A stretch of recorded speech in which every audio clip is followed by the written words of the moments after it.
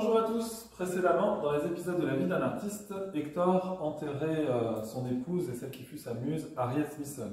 Aujourd'hui, nous allons voir que la même année, il va se remarier. Avec qui? Pour le savoir, je vous laisse me suivre. Sans surprise, c'est avec Marie Recio que Berlioz se marie le 19 octobre 1854, soit seulement un peu plus de 7 mois après le décès d'Harriet.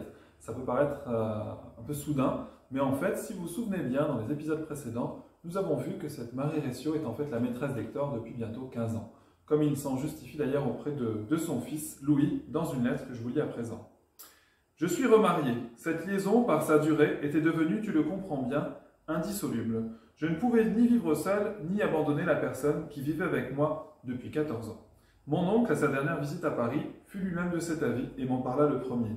Tous mes amis pensaient de même. Tes intérêts, tu peux le penser, ont été sauvegardés. Je n'ai assuré à ma femme après moi, si je meurs le premier, que le quart de ma petite fortune. Encore ce quart, je sais que son intention est de te les faire revenir par un testament.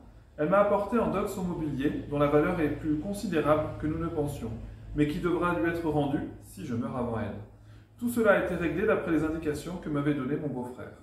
Ma position, plus régulière et plus convenable ainsi. Je ne doute pas, si tu as conservé quelques souvenirs pénibles et quelques dispositions peu bienveillantes pour mademoiselle Recio, que tu ne les caches au plus profond de ton âme par amour pour moi. Ce mariage s'est fait en petit comité, sans bruit comme sans mystère. Si tu m'écris à ce sujet, ne m'écris rien que je ne puisse montrer à ma femme, car je ne voudrais pour beaucoup qu'il n'y eût pas d'ombre dans mon intérieur. Enfin, je laisse à ton cœur te dicter ce que tu as à faire. » Après ce mariage en 1854, Berlioz est très avare sur la vie conjugale avec Marie Recio, puisque malgré 8 ans de vie commune, seule une petite phrase arrive dans les mémoires en postface. « Je me suis remarié, je le devais, et au bout de 8 ans de ce second mariage, ma femme est morte subitement, foudroyée par une rupture du cœur. » C'est dans la correspondance privée du compositeur qu'il faut se plonger pour avoir un peu plus d'informations, et puis surtout remarquer que ce décès va quand même causer beaucoup de chagrin à notre compositeur. Comme il l'écrit à sa nièce Mathilde, donc le 24 juin 1862, donc quelques jours après le décès de Marie. « Chère Mathilde, je te remercie de la bonne lettre que tu viens de m'écrire. J'avais et j'ai bien besoin en effet des témoignages d'affection de mes amis et de mes parents surtout.